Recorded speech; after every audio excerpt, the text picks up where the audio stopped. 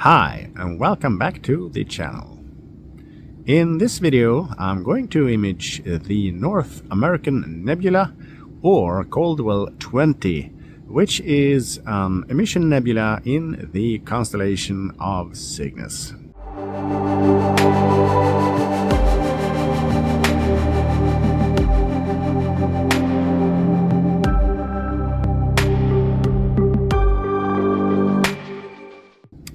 My name is Morten and you're watching Frost Astrophotography. The nebula has gotten its name from the fact that it resembles the continent of America, North America to be more specific, and the portion representing Mexico and Central America is known as the Cygnus Wall, and that is going to be the main focus for this video. The distance to the North American Nebula from Earth is estimated at 2,590 light years, and it is about 140 light years across, if you count the entire H2 region. The data for this image was gathered in between 2011-08 and 2012-30. That is 10 different nights. And the total integration time of the 271 light frames is about 22.5 hours.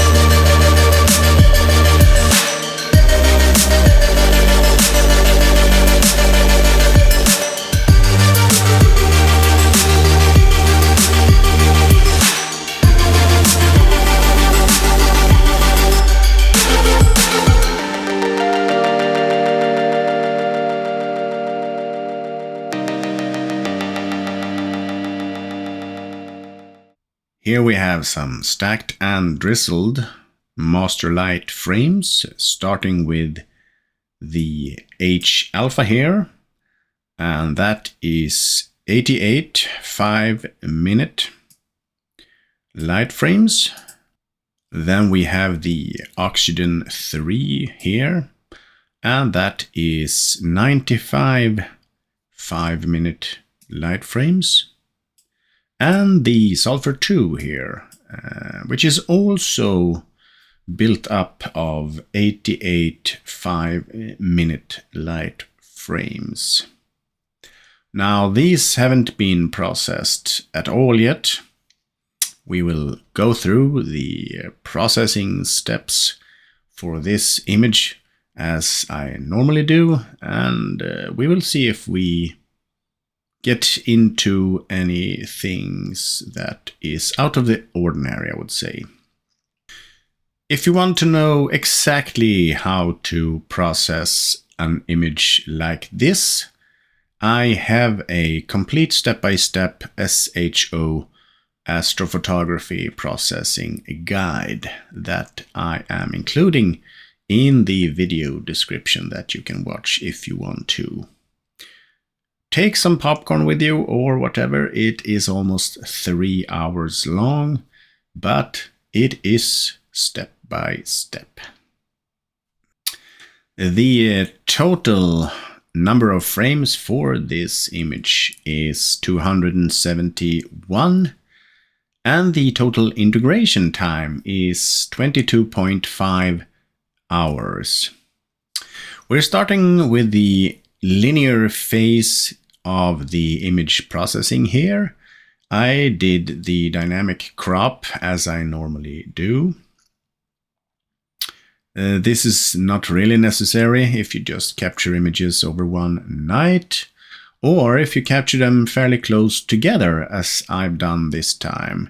It is during a period of approximately 2 months that I've captured the data for this, but if you capture data during a longer period of time, or from different seasons or years, and you don't rotate your camera or change rotation, the rotation will change of the composition of the image, and that means you may need to crop out some things to avoid stacking artifacts on the edges of the image here.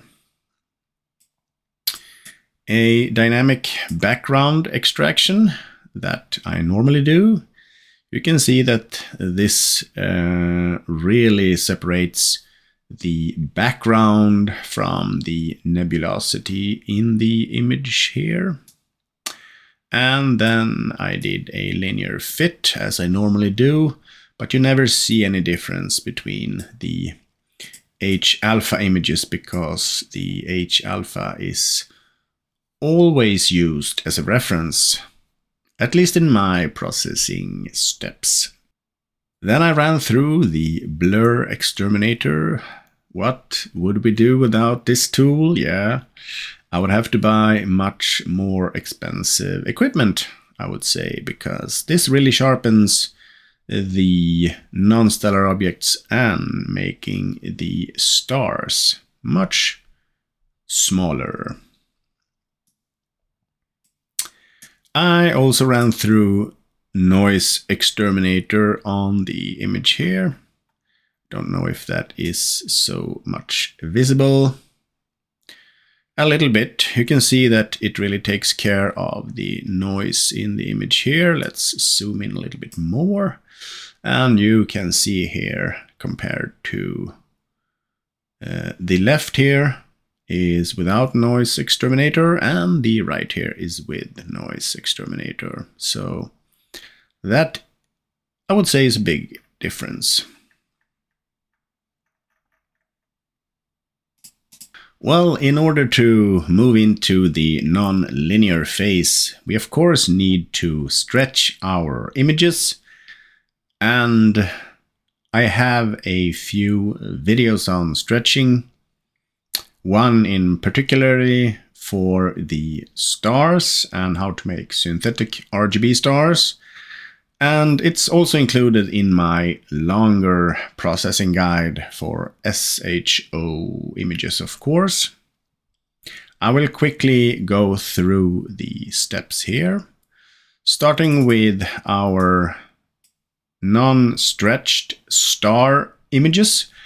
These 6 have been made with star exterminator, of course. So we have 1 starless image per filter and 1 star image per filter. If you take the S2 stars here, for example, and we do a screen transfer function, you can see that it does not look really good. We have a lot of stars in this image, and they are very overexposed, which they will be with the screen transfer function. So how do we stretch these and make them usable for our purpose? I don't need, or I should say, I don't want my stars to overwhelm my nebulosity. So I take the generalized hyperbolic stretch. I usually start with my S2 stars. Those are usually the brightest ones. If you have a filter with more stars or brighter stars, you can start with that. But for me, it is usually the S2. So I will start with that. I will open up a preview on generalized hyperbolic stretch here. Let me move these out of the way a little bit. And since we're stretching stars here now, and we don't want to stretch them too much and not in any iterations as well, we can start with pulling the local intensity here to the maximum of 15.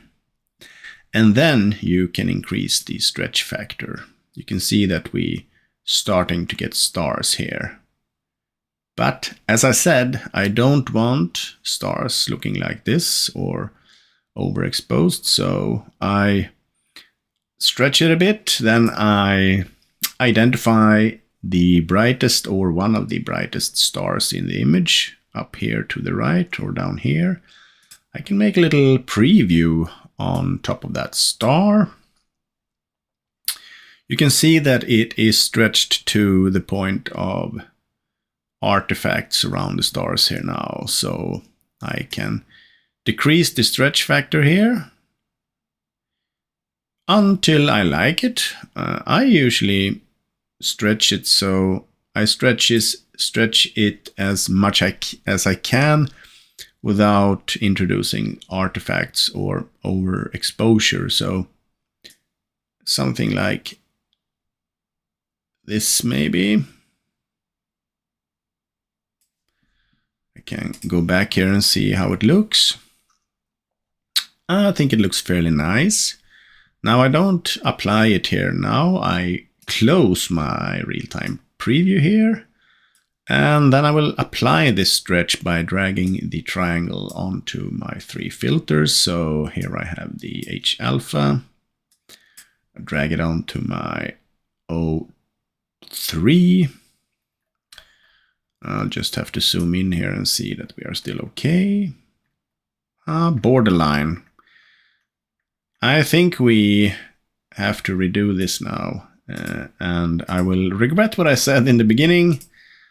I will start with my O3 because that looks like it is the brightest one. So select the O3 here, open up a preview, drag the local intensity to 15. Then we start to stretch a little bit.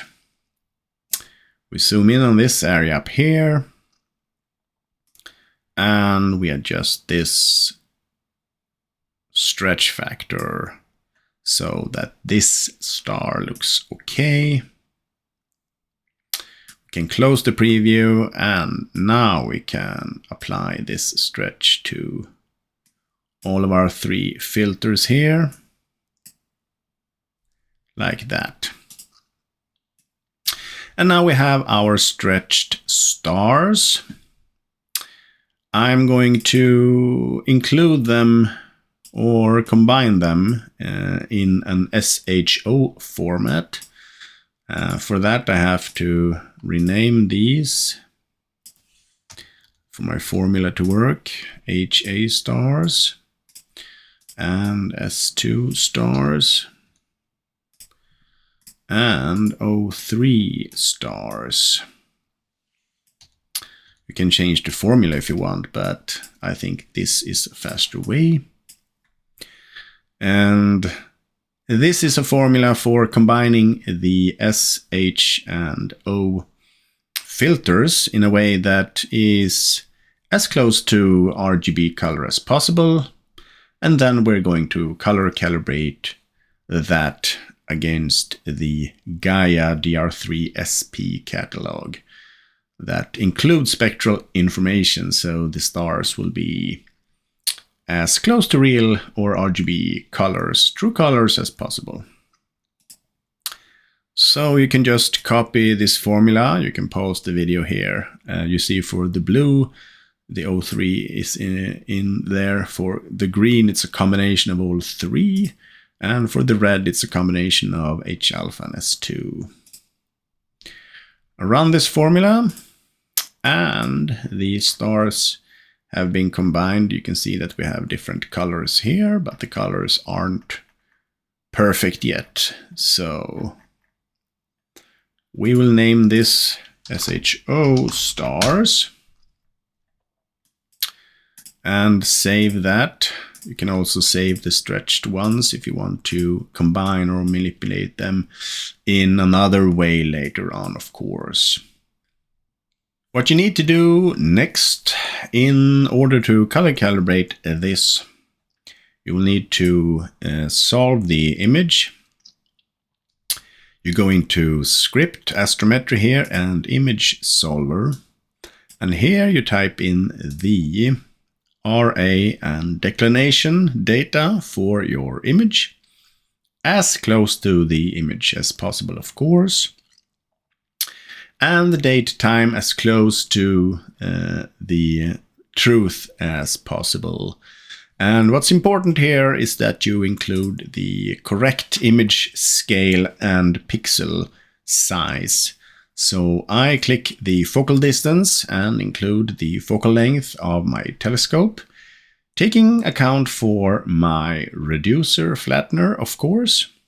Then I include my pixel size here, and since I've drizzled this to X, you have to divide this by 2. So you take your normal pixel size, divide it by 2, and add it here if you drizzled to X, that is. You include your local XPSD server, which is Gaia DR3 in my case, and I've downloaded all of the Gaia DR3 and DR3 SP files and installed them already. For the sake of this video, I'm not going to run through this now, since it takes a while though, because this is a stretched image now and there's a lot of stars in it. So I'm not going to run through, but you run through this. When that has completed, you open up the process here under all processes and spectrophotometric color calibration. I will open up my shortcut down here that has my settings already in it. So the important thing here is to select the QE curve here, and select your sensor. I have the Sony IMX492 here. Make sure that you apply color calibration, and then you are basically good to go. Make sure that you have the Gaia DR3 SP catalog here and that you have that installed also. I will open up a file here that is already been color calibrated, just to compare the two. On the left here you have the SHO uncalibrated, and on the right here you have the synthetic RGB stars that has been color calibrated. So if we compare these two, you can see that there is a big difference here. On the left here is the SHO combination, and on the right here is the synthetic RGB that has been color calibrated with the Gaia DR3 SP catalog. You might think that these stars are too small. You can of course stretch your stars to your liking, but like I said in the beginning, I don't want my stars to overwhelm my image. Next we have to take care of the starless images, of course. So looking at the screen transfer function of H alpha here, and the same with oxygen 3, and the same with sulfur 2. I think this data is very, very nice. I usually don't get this nice data, or well, I do for H alpha, but it is not normal for me to get this good data for the other filters, because I have somewhat cheap 7nm filters, so I'm fairly happy with this. You can choose to stretch these however you would like. I have noticed that the script here from SETI Astro called Statistical Stretch is a very potent one to start with if you don't overdo it. So pull this down to a target median of about 0.15, and instead you can boost the curves to a 0.05 and then you simply execute it for H alpha, and you do the same for O3, and you do the same for S2. Now you have a basic stretch of the three images. It's a good place to start, I think. You might want to stretch the image some more. You see that there are some details here in the black areas that we really want to expose. So you could go in with the generalized hyperbolic stretch here, or you can use the IHDR script that is available to install in PixInsight if you don't have it, and put this at a low HDR. Decrease the stretch intensity here to about 0.10, and you can increase the mask strength here, and that is protection of your highlight areas or the brightest areas in your image. You can put it at 1.2 or even 1.3 maybe. This takes a little bit longer for each filter. It has to go through 5 iterations. It doesn't have to, you can choose not to, but I would suggest doing that because it is the default setting. And let it run through here, and we will see the result on the H alpha image here after it has finished processing.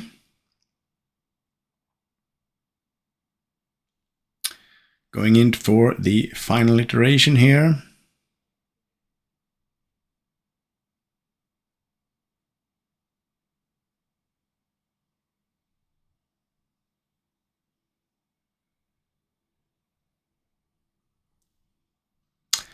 And there it has finished. Now, you can see here that we have really exposed the faint details of this black area. You can see that it's not a complete black area. We have data in the area, and we have also been fairly good at maintaining the brightest areas here. And I really like the result of the stretching of this combination. You can achieve the same with generalized hyperbolic stretch. You cannot with histogram transformation, I would argue, but some might argue that you perhaps could. So run through the 2 scripts of all 3, and that is the beginning of the non-linear phase, I would say. The first thing you do in the non-linear phase is to combine the 3 SH and O images. I usually just use pixel math, and I include 1 in each tab here for each color, SH and O, and then just simply combine them. You end up with a picture or image looking something like this, depending on the filters you have, of course, and the strength and integration time of each filter. Before I do anything else, I usually create some color masks here with the color mask script. I put this to a mask blur of 4. I usually go with cyan and yellow masks.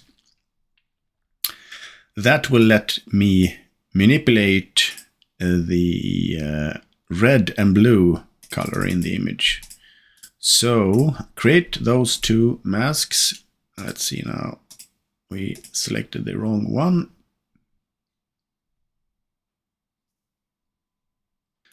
Now I have 2 masks. This one will manipulate blue, and this one will manipulate red or yellowish. It is a good idea to blur this a little bit. So I usually run multi-scale linear transformation tool on masks just to blur the edges here. For the sake of this video, I won't save those now, but do this before you run SCNR, for example. That will completely destroy your ability to make good masks. So, first step is to run SCNR, of course. And I run this 2 times, like I always do. One to remove most of the green in normal mode, then I invert it to remove all of the green in inverted mode. That will remove all of this magenta that you see here in the image. I did some initial color adjustments using the color masks that I showed you. If you take, I will open up a color mask here to show you how it works.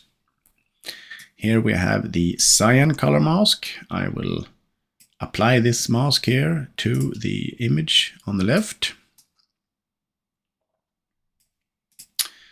I will disable show mask, then I will open up the curves transformation, making sure that I have this image ready.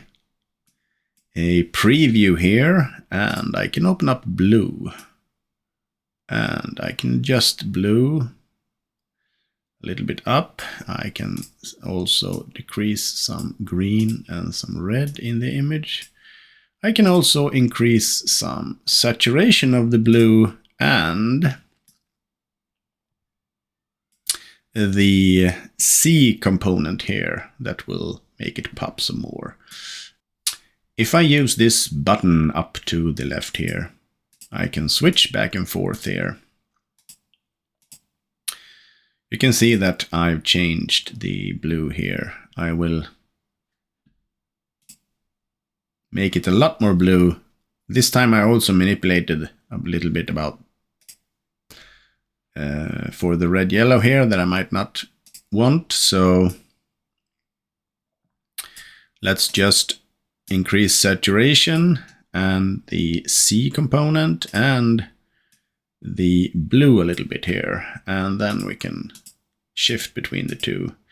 Now you can see that I've manipulated almost just only the blue areas here, making them a lot more blue, less cyan, and a little bit more saturated, which is a good thing. So I normally go through those 2 steps here. I will remove this mask until I got the result that you see on the right here. You can also see that I've increased saturation on the red-yellow areas. Apart from the curves transformation with masks, I also use the script toolbox selective color correction here. And that will let me manipulate colors even more with different masks, with a lot more opportunities than I have for the 2 color masks that I made earlier. So here you can choose red or blue, or even shadows, midtones, highlights, areas with low saturation, or areas with cyan, for example, if you want to replace some cyan with some blue, decrease cyan, increase blue. You can play along with this for a long time, I would say. After that, I sharpen the image a little bit here. We're going to compare the 2. I don't want to over sharpen. I don't have the best telescope, so it's maybe not the best results to start with, but it's a little bit sharper. I also always use a mask when I sharpen my images, so it's not so harshly or aggressively implemented. You can watch this in detail in my step-by-step video if you want to. After that, I removed some noise in the image, some additional noise.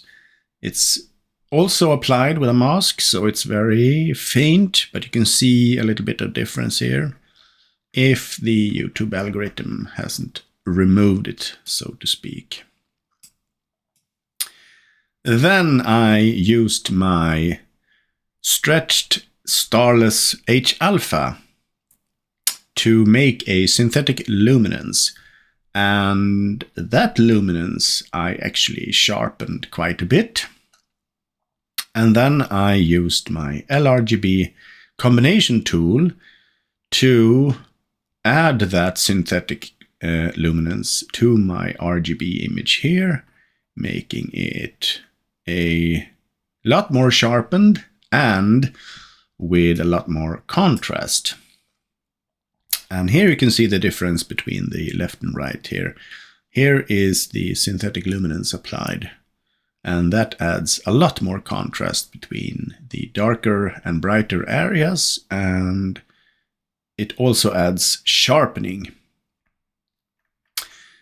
Be very careful with this. I usually am very restrictive when it comes to sharpening my synthetic luminance because it can be over-sharpened really quickly.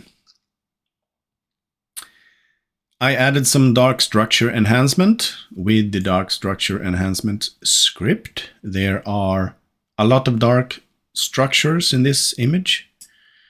And then a final color adjustment in the end here before saying that I'm finished now. So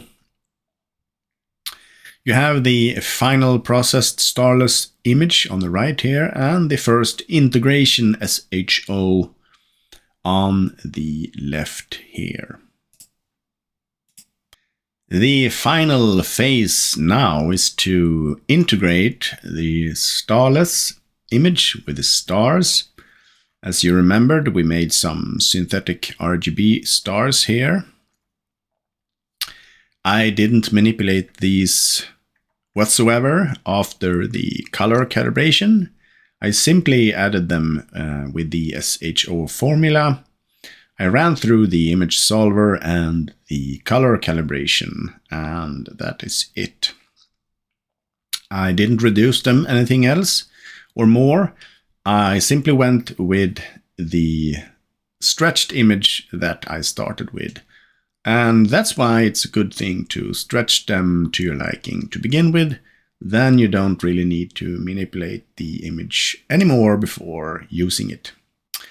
And the final starless image here to the left is the same as I showed you in the non-linear processing steps here. So add these two together with the pixel math formula, and I ended up with this image, SHO with synthetic RGB stars,